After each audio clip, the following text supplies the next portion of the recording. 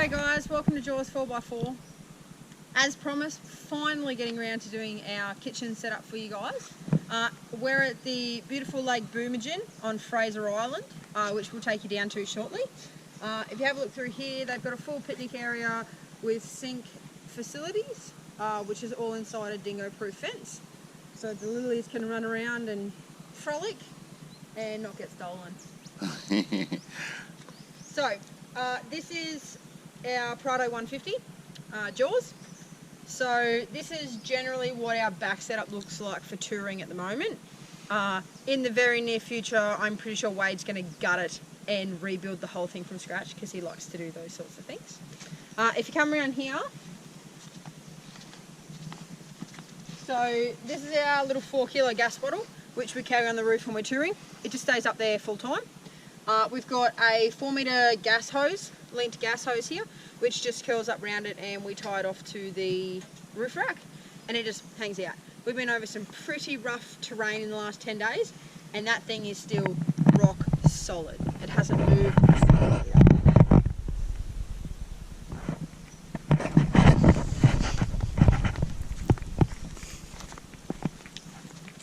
So, here we have the XTM kitchen from BCF.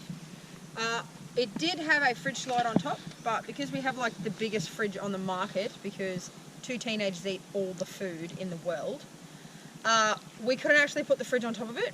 So Wade ripped the fridge slide off and mounted it to the drawers on this side, so the fridge could sit on it, because we couldn't actually find a fridge slide that fit in the hole that took the fridge, because we're pretty limited on space back here in the wagon.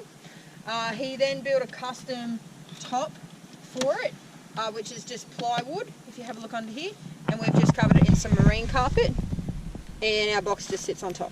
So obviously we run our fridge. Inside the box, it's got everything in the kitchen sink. So in here we carry a chopping board, our lights, all of our crockery sits in here, and our cookware's in there too. We've got a saucepan and a fry pan. We've got kitchen sink, tea towels, any other little bits and pieces we need or want to carry. So that just slots back in like that. No dramas. So then the kitchen. We pull this one out first, which is our prep bench. So we generally pull this out and then our stove top out. And then I'll open the fridge and use my little step, because I'm a midget, to pull everything out I need, put it on this bench here, and then shut my fridge, move it all over to here, then I can put my stove on. So with the stove top, so this is the wind guard for the stove top. It sort of clicks into place, but it's held on by this bit of elastic. We just run a towel in there to make sure that it doesn't rattle us into ultimate annoyance, because it will if we give it the chance. So this just pulls out, open her up, pull the towel out,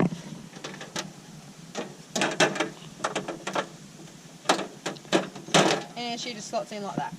So in this drawer is where we keep our stove. Once again, towels for no rattling. So we just set a towel on top. This also means that we can stack stuff on top of it and it protects the stainless steel. So this literally slots in like that. There's our gas hose that we run down. It just goes through a hole that Wade drilled in the back and screws straight into the back of the stove. I'm really bad at this, so it's probably not going to screw in. And then just push it into place and off you go. So on this part of the kitchen too, we've got pop down legs. We actually have 4, but most of the time we only use the 2.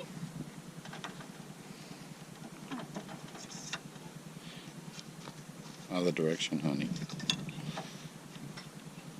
So that just gives us a bit of stability, and it means that we can keep the kitchen at a relatively level section. So it may look level to the eye, and everyone goes, yeah, it's fine. And then you put a pot on there and you put liquid in there and it all just bores over one side like in 10 minutes. And you're like, yeah, great, this wasn't level. I can't see stuff in a straight line. Anyway, so this is our kitchen setup. super simple. It's given us the ability to do so much in ways of being more flexible than a lot of our counterparts that we camp with. We went camping with 2 other parties this week while we've been in Fraser. So both of them had full kitchen setups that they literally had to pull out a giant table for, and barbecues and gas cookers and just so much effort to cook. We literally rip the kitchen straight out the back, hook the stove up, cook our food, wipe it down and slide it all straight back into the back of the wagon and off we go. We don't have to leave anything at campsites. It makes our camping imprint super minimal, given that we don't have to have 74,000 awnings and gazebos up everywhere. So this is how we cook while we're on the road. Anywhere we are, we're at the lake today, we could rip out and just cook a mad feed up and not have a drama. No different to being in a campground. We have an awning that comes off the back, which goes over the kitchen if we need shelter from rain or from sun, if we're cooking during the day. And then we just have another awning off the side and our swag. And that's it. End of the line. Our camp set up in under 20 minutes. It's packed up in under 30 minutes. And it's easy as. So if you've got any questions, just drop them below and we'll do our best to answer them, give you guys any help we can. We'll see you next time. Thanks for watching.